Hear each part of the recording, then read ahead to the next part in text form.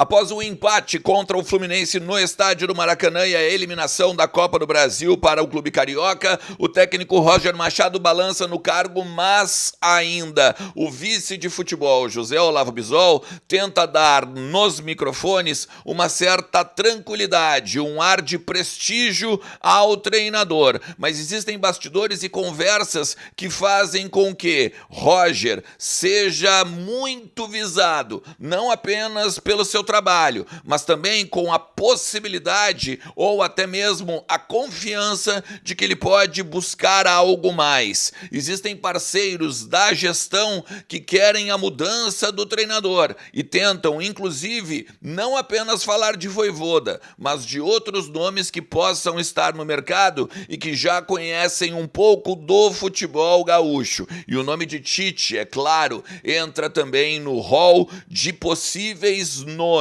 possíveis indicações de pessoas próximas a Alessandro Barcelos e também José Olavo Bisol. A gente vai conversar sobre tudo isso, porque tem muito bastidor pra gente conversar nesse conteúdo. Então tu sabe, fica comigo depois da vinheta.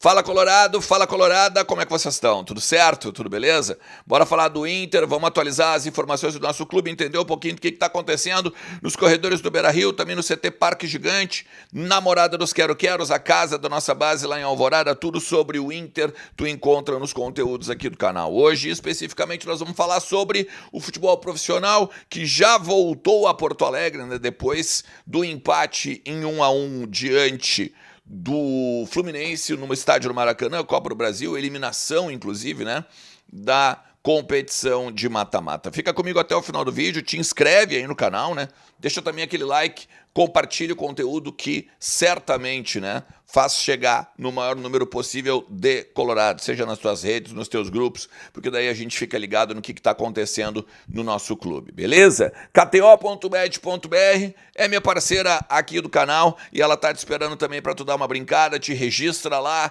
aproveita tudo que a plataforma pode te oferecer, ganho aumentado, chance extra, um monte de coisas legais que a KTO tem e pode, claro, né, também te oferecer. Vai lá, principalmente se tu tem mais de 18 anos, e lembra sempre que tu tem que brincar com moderação e responsabilidade, tá?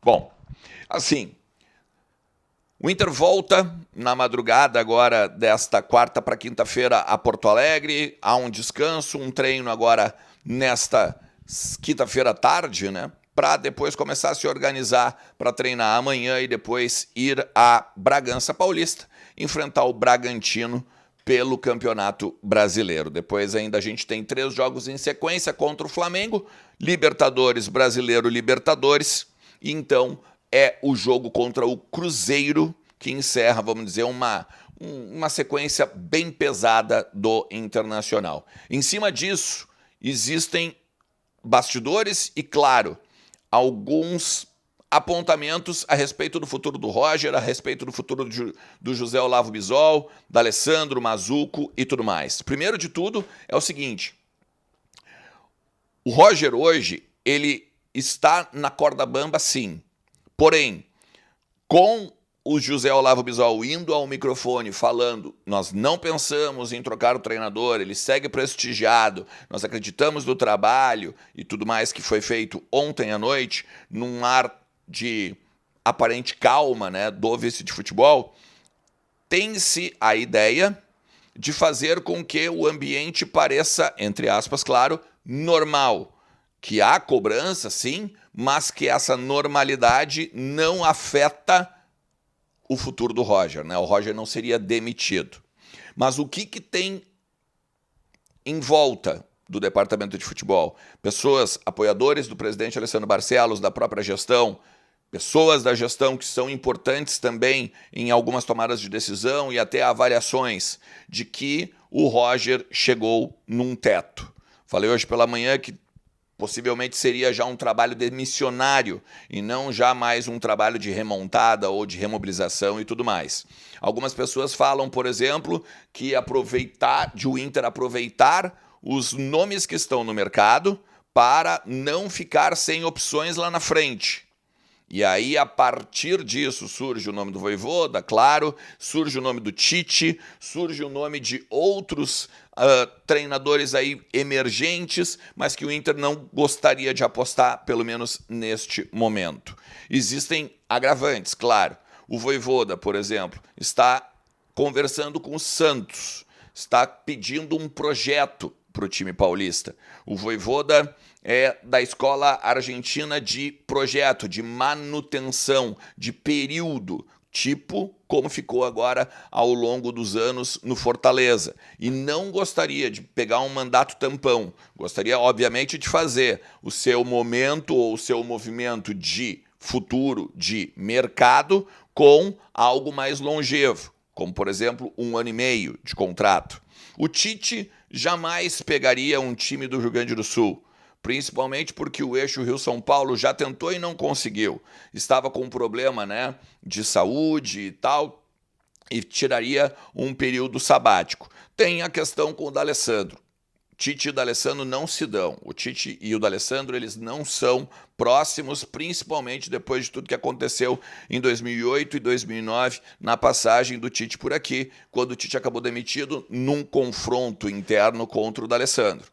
Então, nesse sentido, para vir o Tite, um dos motivos teria de ser a saída do D'Alessandro, certamente. E isso se fala, pelo menos muito claramente, nos bastidores de que não vai acontecer. Se o técnico Roger Machado for demitido, possivelmente nesta sequência de 5 jogos seria o momento. Claro, na eliminação ou na possibilidade da eliminação dentro da Copa Libertadores. O Inter joga contra o Red Bull Bragantino e depois vai ao Rio de Janeiro para fazer a primeira partida das oitavas de final da principal competição da América.